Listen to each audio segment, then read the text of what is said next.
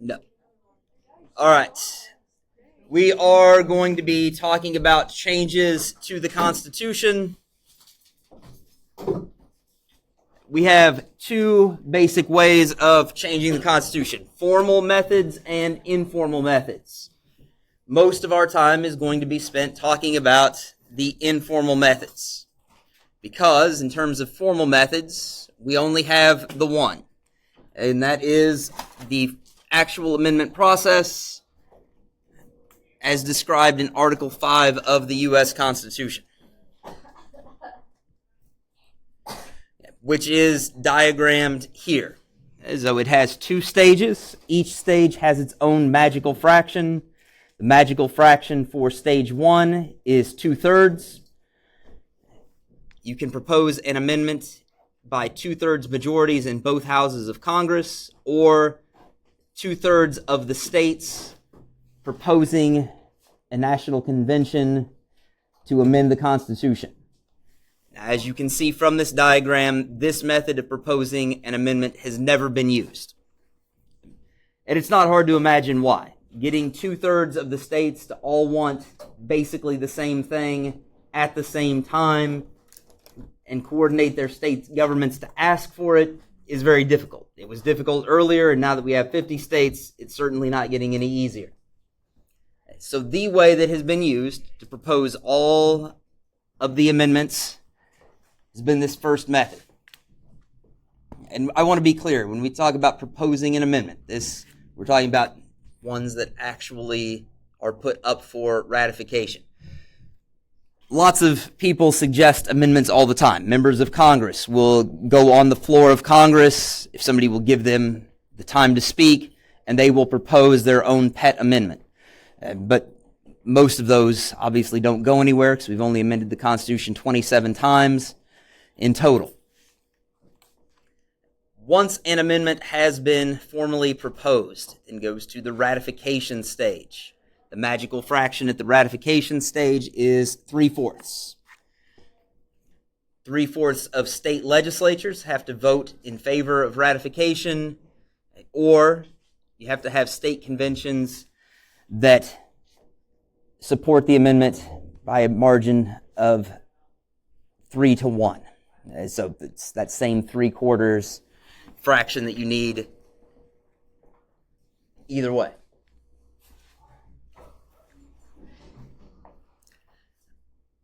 With this diagram, one of the things that can make it a little strange is that it looks like there was somehow maybe different ways of proposing. The difference here is all about this stage. State legislatures have been the way of ratifying all of the amendments except for the 21st. The 21st was ratified by state conventions because the 21st Amendment is special.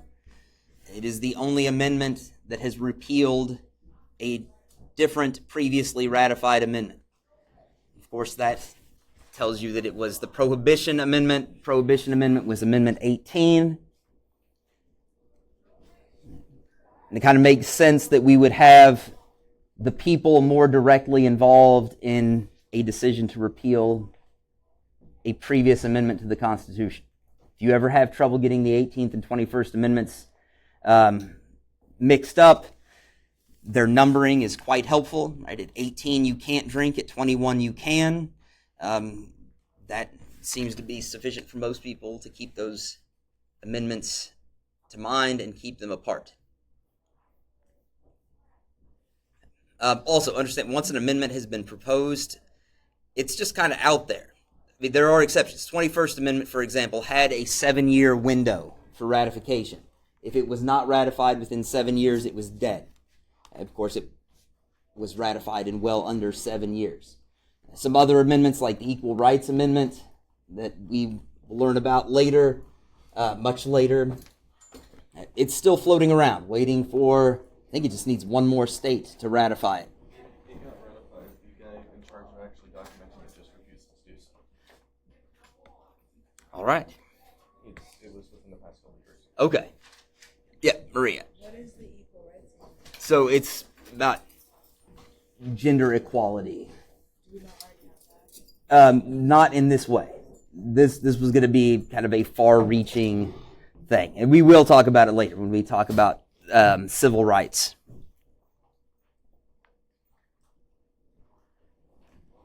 All of the other ways that we have changed the Constitution have been through informal means. And they might often be things that you wouldn't even think about as changing the Constitution.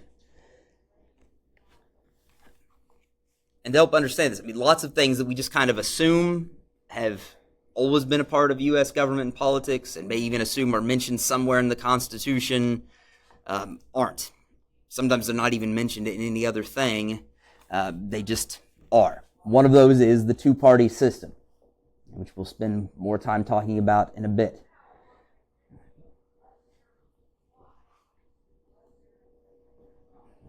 Also, the way the Electoral College operates. And people just assume that members of the Electoral College do what they are told. For example, if they are electors from the state of Missouri, which has in every election during your lifetime been a red state in presidential elections, people assume that all of the electors that go will be Republican electors and they will all vote for the Republican candidate. But they don't have to. It's rare that we have what are called faithless electors who go and don't vote for the candidate they're supposed to, but it can happen. In a lot of cases, there's no consequence. The state of Missouri, if you look at this map, there is no law to stop faithless electors or to penalize them for not voting the way they were supposed to.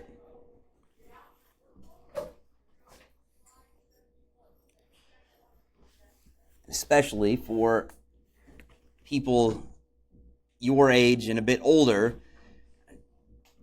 it's easy to take for granted that the president will, by and large, run the show in terms of setting the policy-making agenda at the federal level.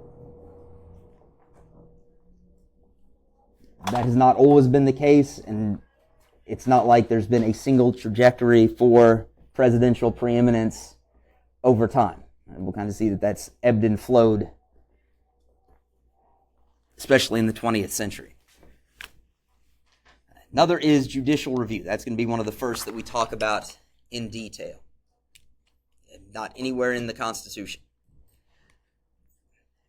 As we talk about these different mechanisms, there are four, and we will talk about them in order.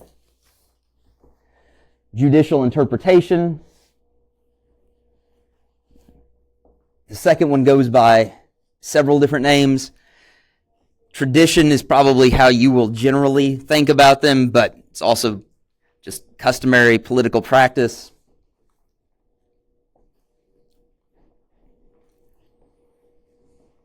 Technology has driven some of the change.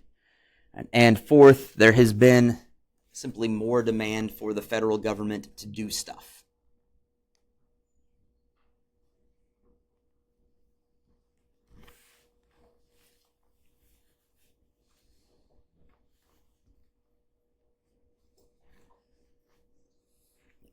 Again, if you get a little bit behind, just leave space and come back, because there will be that Ed puzzle later. Judicial interpretation. All right. The most significant of these changes is the development of judicial review, which, this will sound kind of circular. As we talk about it, judicial review, of course, as you saw, if you hadn't recognized it before, saw it in our quick reference about checks and balances. Judicial review is the power to interpret the Constitution and thereby the constitutionality of federal law and government actions. Actually, the Supreme Court can determine the constitutionality of law at the other levels too. And if the Supreme Court determines that a law or a government action is unconstitutional, if it's a law, it is stricken down. And if it's a government action, it has to stop.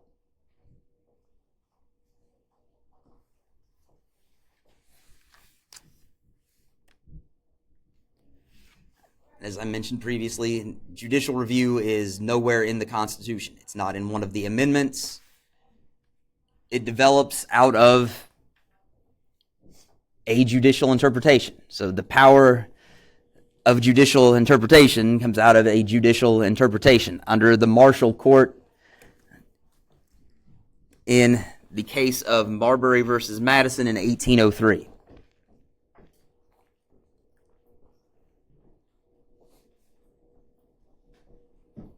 Where the court simply interpreted the Constitution such that they could claim the power of judicial review, and nobody stopped them.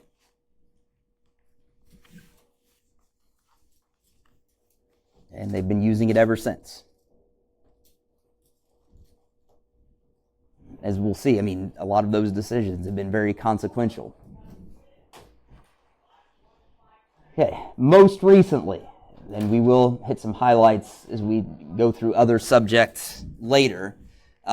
Just understand that this is still very important. 2024, case of Trump versus United States. The Supreme Court, in their decision, essentially granted absolute criminal immunity for presidents, for any acts that presidents do while they're in office. The decision says official acts. The president shall not be subject to criminal prosecution for official acts as president. The reason that it essentially means presidents are immune from what they do while in office is that how official acts is defined is, you might say broad, you might say vague. Your choice of adjective there is going to depend largely on whether you agree with the Supreme Court's decision or not.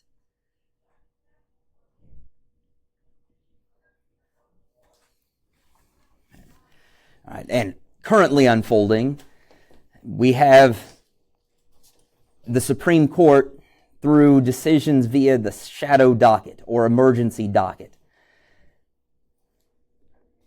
that are permitting not necessarily entirely novel, but at least in terms of degree, expanded executive actions, like firing civil servants en masse. And civil servants would be, these are not people who got their job because they were politically appointed by the president. These were people who were hired through a merit-based system. And they're supposed to be apolitical, both in terms of what they do, and they're also supposed to be shielded from what happens in politics. Yeah, people like park rangers, yes. They're supposed to be chosen based on whether they're qualified, and they're supposed to be able to do their job regardless of what's going on in the political discussions of the day. Yeah, Marina. So then, with the airports being down, is that because of, is that because of something else? Or like the government shutdown is because of all like the people getting fired? Or that could be like... That's, air traffic controllers are kind of their own thing. And they've sometimes showed up in these things, I mean, since the 80s. They're their own thing. For now, I'll leave it at that, Marie. It's not that it's a complicated question. And also in terms of why airports were not allowing flights is also a complicated question. Another thing that has been kind of allowed by the Supreme Court through the shadow or emergency docket is basically shuttering agencies, either by just telling them not to do stuff, which is what happened with the Consumer Financial Protection Bureau, where the head of that bureau just told everybody that worked there, don't do anything. In some cases, I think it was go home. In the case of the U.S. Agency for International Development, that agency has effectively ceased to exist. There is still a website. It's just if you go to it, it will basically tell you nothing's happening here. Other things is not spending money, either just not spending money that Congress appropriated by law or spending it in different ways. This was something that, it was a controversy controversy under Nixon and was kind of thought to be resolved by the Impoundment Act. The question with ceasing agency functions is, can the executive branch unilaterally basically abolish an agency that was created by law? And whatever your opinion on these, and I want to be clear as we go through this, all I'm telling you is that based on the decisions of the shadow docket, there is, at least for now, a pretty marked expansion of executive power. It's up to you to decide whether that's a good thing or a bad thing. I'm just telling you it's happening. And what's kind of interesting about this in terms of the judicial interpretation is there have been lots of lower federal court, district courts, appellate courts that have put injunctions against these actions. Injunctions are judicial orders to stop doing something. So lower courts have said, no, you can't do the mass firings. No, you can't spend the money this way. But the Supreme Court, through its shadow docket, has granted stays in roughly 3/4 of those injunctions.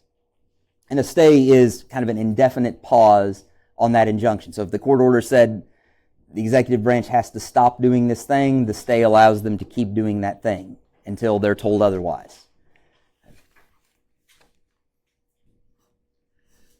As a very imperfect comparison, the rate of stays against injunctions from lower courts granted by the Supreme Court under the Biden administration was roughly 10%. It is a very imperfect comparison, partly because the number of injunctions in the first place is very different.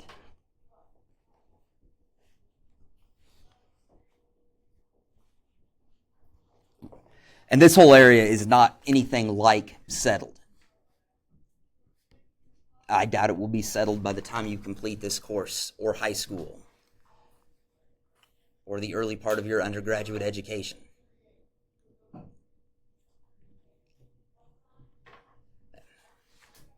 Its second mechanism of informal change is tradition or practice and custom. And here's where we will talk more about the two-party system. This is something that lots of people take for granted, but we shouldn't take parties for granted, much less a system where there are only two major ones. Remember, a lot of the founders and framers didn't like the idea of parties or faction. In addition to Madison's warnings about faction, we've already seen John Adams, Alexander Hamilton, George Washington were notably against parties. Washington very explicitly. Right, and yet we have major parties, and we have only two of them. And there are two kind of explanations for why we have a two-party system. And the first is the one that is very much about tradition. It is, even in the earliest days of our republic, there were issues that divided leaders and people into roughly two different camps, and the parties coalesced around those disagreements on the issues. The two parties haven't always been the same. I mean, you guys probably are most likely to remember from your U.S. history class the Whigs being one of the major parties until they weren't, and they were replaced by the Republicans. And the idea, though, in the traditional argument is that it simply has become tradition, that there will be two and only two major parties, and they will take turns being in power.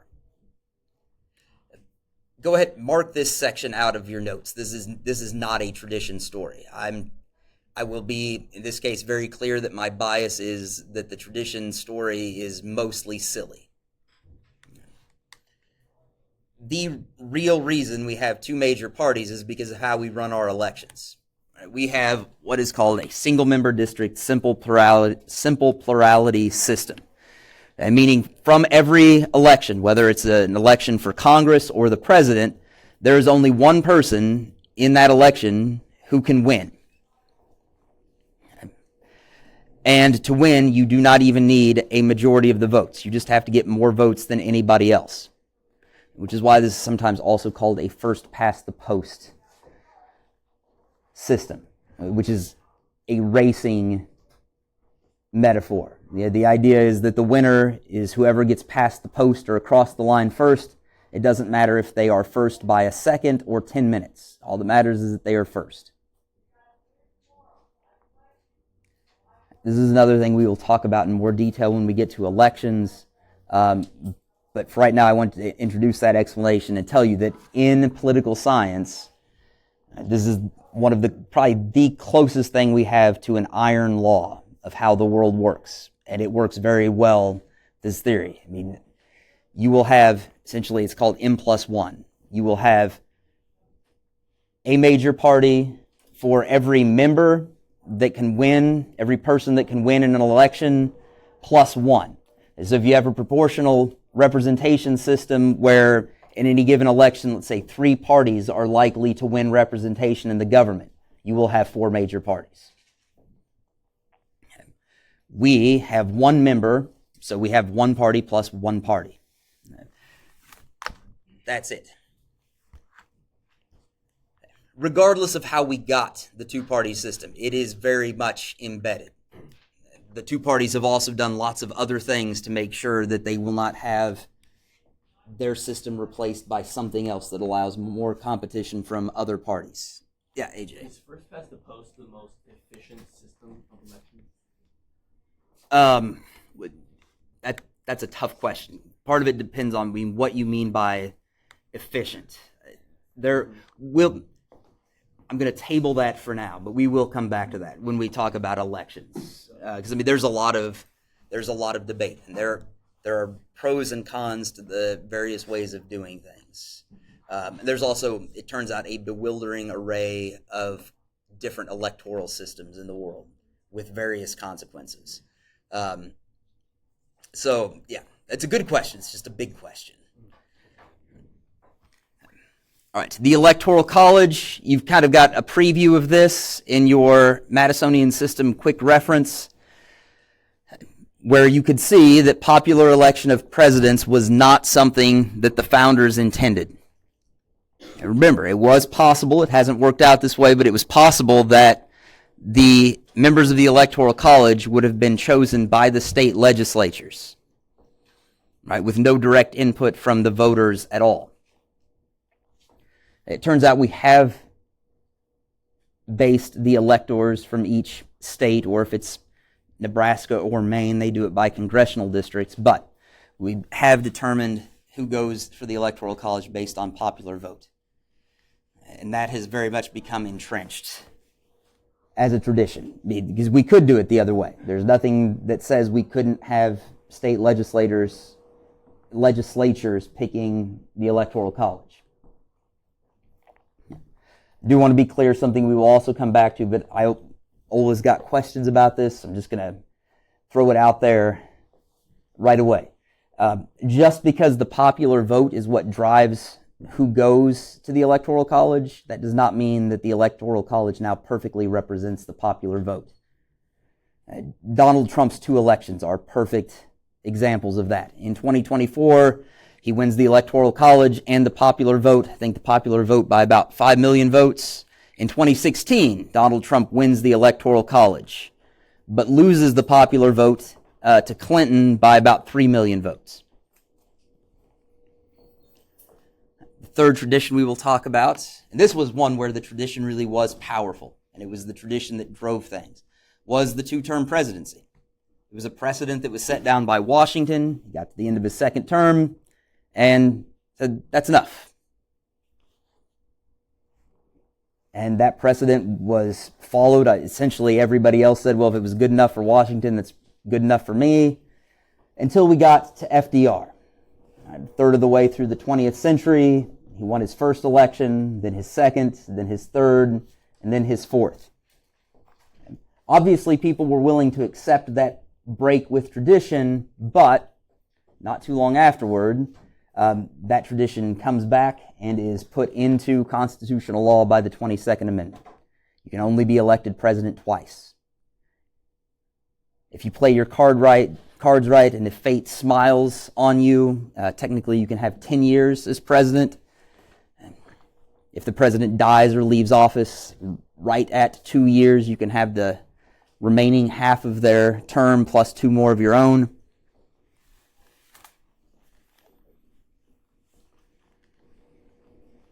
But I think the 2-term president is the clearest place where tradition was powerful for a very long time.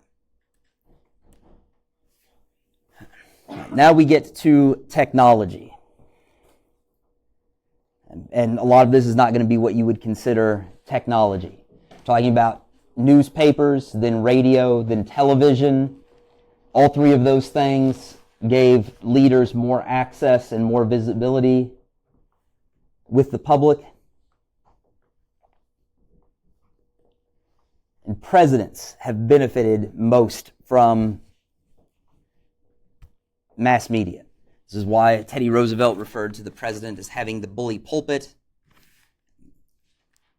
And the president can have the bully pulpit because the president can speak as the executive branch.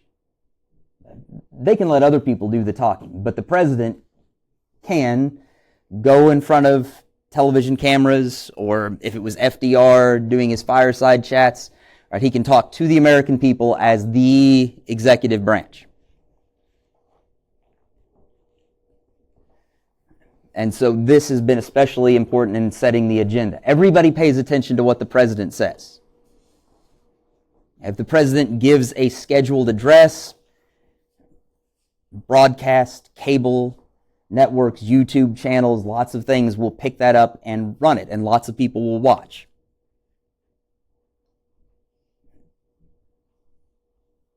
And when presidents put out late night messages on their social media accounts, the media will pick those up. And this means that presidents get to tell America what is important, what should be done, and kind of remember, from our policy-making process, setting the agenda is incredibly important because the government could do lots of different stuff.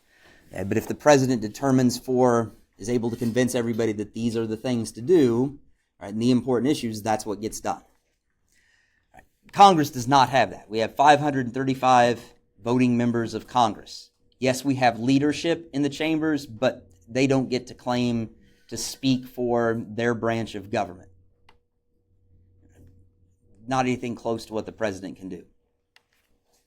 Okay, so technology has helped the president. The other factor here, it's not branch specific. Computers and the internet have changed. It's hard to say exactly how and in what direction, but it has certainly changed the relationship of people to their government.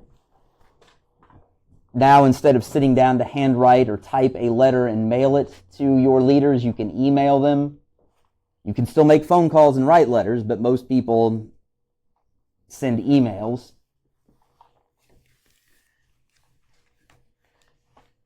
You can go to bureaucracy websites and file complaints or ask for services, which is also why you saw during this shutdown, bureaucracy websites became a part of the political debate, where some of the departmental websites said, sorry, we're closed because of the Democrats.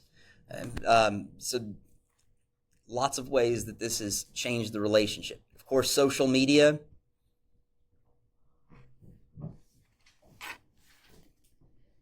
Members of Congress you might not otherwise know about might make a social media post that gets a lot of attention. Of course, when presidents do this, they get attention anyway, whether or not they have their own social media platform. The third thing is going to seem like the odd man out here. And it is different, but it's definitely a story of technology. At the most extreme, because of nuclear weapons, and therefore the ability of nuclear powers to end life as we know it on Earth in a matter of minutes by pushing some buttons and turning some keys. And because even if we don't go to the most extreme and think about nuclear weapons, right, war has just gotten faster. It can happen at the speed of supersonic jets, tanks, or even cyber attacks. All of that has made the president more powerful. The president has always been commander-in-chief. That's what that CINC means. And that is in the Constitution. But because war can happen faster, there has been very much a trend towards more deference to the president to make decisions about the use of military force, under the rationale that there's not time for 535 legislators to talk about it and make a decision.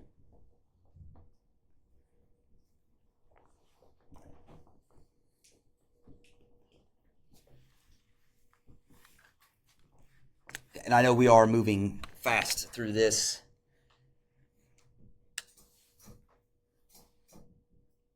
The fourth and final factor, there's going to be kind of a grab bag of things here, but we can basically describe all of it as a push or demand for federal policy action.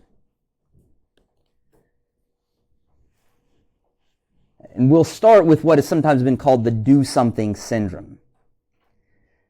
And that is just basically that the American people and economic or social, political interest groups have more and more, over the past at least century and a quarter, been asking the government to do something about a variety of problems. And sometimes it is basically as vague as, this is not good, do something. In the early 1900s, where this really gets kicked off, it was things like Upton Sinclair's The Jungle that kind of opened everybody's eyes to the horrors of the meatpacking plants and the products that came out of them. Or the problems with patent medicines that were often poisonous or ineffective, whatever. And out of those things, we get the Food and Drug Act of 1906. From that point forward, the government has played basically an ever-increasing role in the regulation of what Americans eat and what drugs they can and cannot take to treat various illnesses or prevent various illnesses.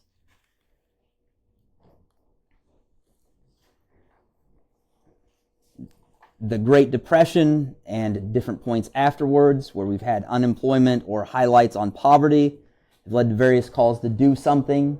The results have been the New Deal in the case of the Great Depression.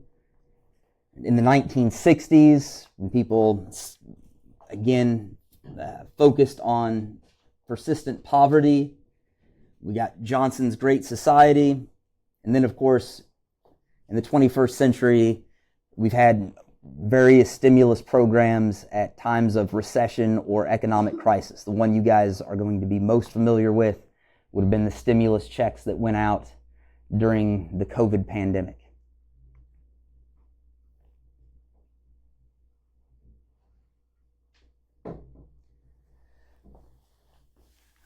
In another category, environmental calls for action.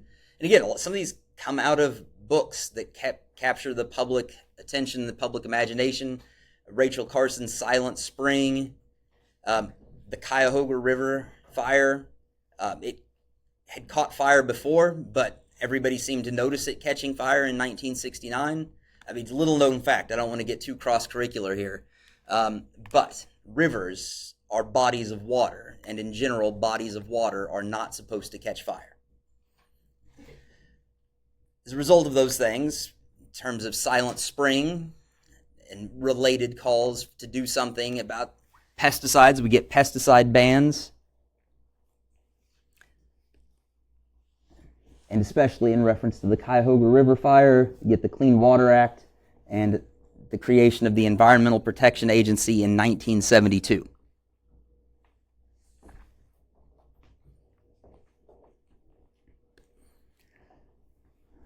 Of course, here we also need to talk about 9/11 and what happened after that with the call to do something. We got a whole new cabinet-level department, the Department of Homeland Security. We got the Patriot Act that greatly increased the surveillance powers of the federal government. And of course, the fan favorite, Transportation Safety Administration, the TSA, and the people who pat you down and make you dump your water bottle if you're in line at an airport. For you guys, that's not such a big change. I mean, for me, the year before 9/11, I was getting on an airplane and I always carried a pocket knife, and the security guy said, "Son, that pocket knife's too big." Like, okay, so what do we do? Like, well, here's this envelope, and you're going to put your knife in this envelope, and when you get your luggage back, when you land, you're going to pick up that envelope and you can have your knife back. Like, okay. Obviously not how things work now.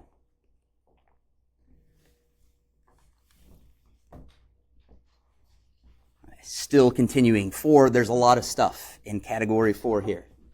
Okay, because the flip side of the public asking the government to do something is that government officials are often all too happy to claim that they can and will do something, right, if you will just elect them and empower them to do it.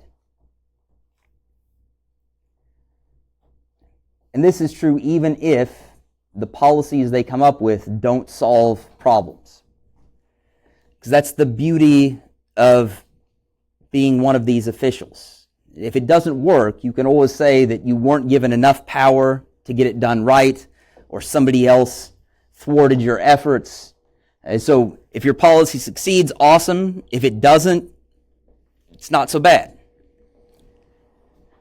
So we get, as a result of the push for government to do something and the realization that you can increase your influence and power by claiming that you can do something, we get a more active government. Again, with this, this is just me observing the trend in the size and scope of government. It's up to you to decide if that's a good thing or not. One of the biggest consequences of a larger and more active government is a proliferation of interest groups and lobbyists. Lobbyists, we'll learn more about them later too. I know you're hearing that a lot today. Lobbyists are the people who work for interest groups and they try to persuade government officials to do or not do something. And so between those two things, we have some people opposing some government action. It might be regulation against some particular industry, banning some certain product, but you will have others that seek the government to do something. I mean, you've got to see that since vaping seems to be a big thing among you young people. You get interest groups that are wanting bans of vapes. You have other groups that produce the vapes that don't want vapes to be banned. But the upshot over time, and as these things balance out, is that there is a tendency for increasing government to mean more groups and more lobbyists and more groups, also tending to increase the size of government. So it's this kind of mutually enforcing relationship, which is kind of captured here in the symbiotic relationship between the whale and all of the scavenger fish that clean the whale. This brings up an oldie but a goodie from E.E. Schachtschneider, and his suggestion that when we have new policies, we shape future politics.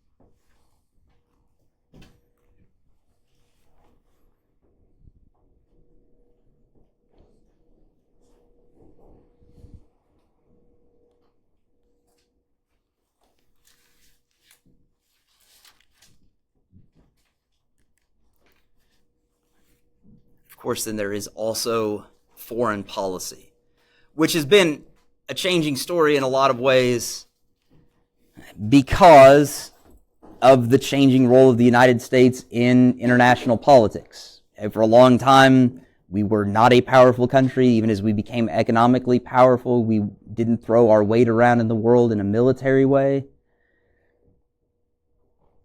But as the U.S. became more powerful and involved in international politics, one of the effects has been an increase in executive power. Because remember, the president is commander-in-chief.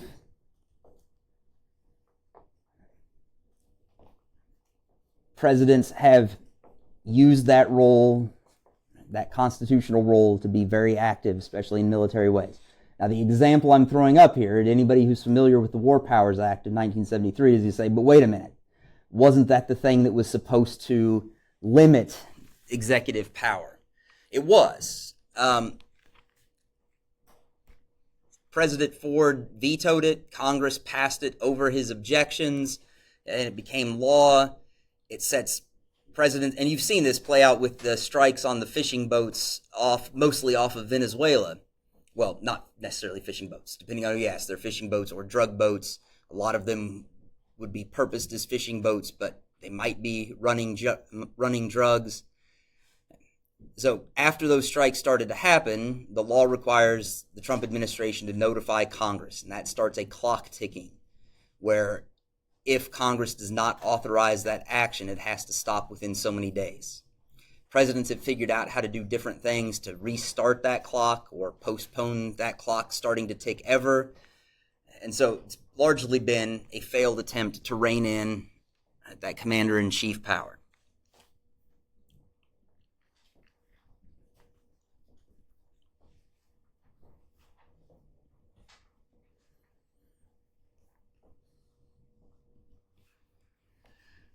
We also have the example of the War on Terror, where presidents had given a very long leash through the Patriot Act, especially, but also we have kind of some more specific cases.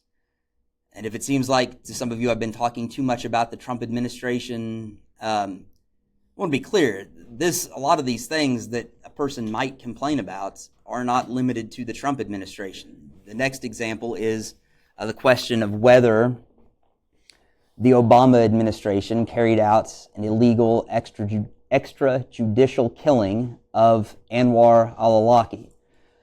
He was killed by a drone strike in Yemen in 2011. He was a U.S. citizen. I mean, it's pretty clear he was up to no good, but critics of this drone strike that killed him said, as a U.S. citizen, if he was accused of a crime before being executed, right, before losing his life, the Fifth Amendment says he should have due process. The Obama administration's argument was, well, we gave him due process. We talked about it with the Attorney General and some other executive branch people and decided that it was okay to kill him. To a lot of people, that is not a satisfactory due process. There was no judge, there was no jury, and there were no charges made public. He was dead. More recently, and kind of in that same category, the 2025 strikes on boats off of Venezuela. And the question of whether those are really military strikes or whether those are also extrajudicial killings.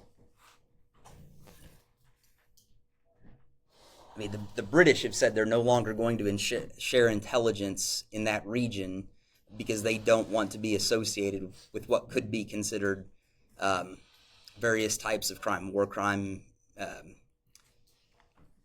being one example.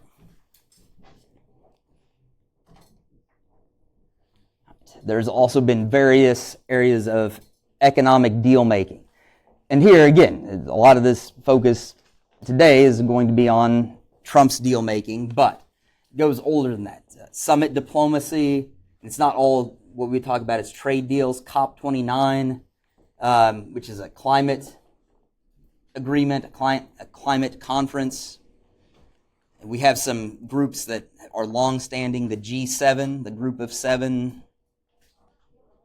which is a rich country club. The G20, which is still a rich country club that also admits, I guess, what you would call middle-class members. And presidents, I mean, they're the ones that go to these meetings and meet with all the other world leaders and make big decisions. And then they just can bring those back to the United States and say, what you going to do about it, Congress? Are you going to stop me? I mean, if it gets to be a treaty, you guys know that the Senate has to step in. But otherwise, no. Then, of course, right now what's going on are what are called the Trump tariffs and negotiations over those. And that's another case where the Supreme Court might give us something new for the next version of this lecture.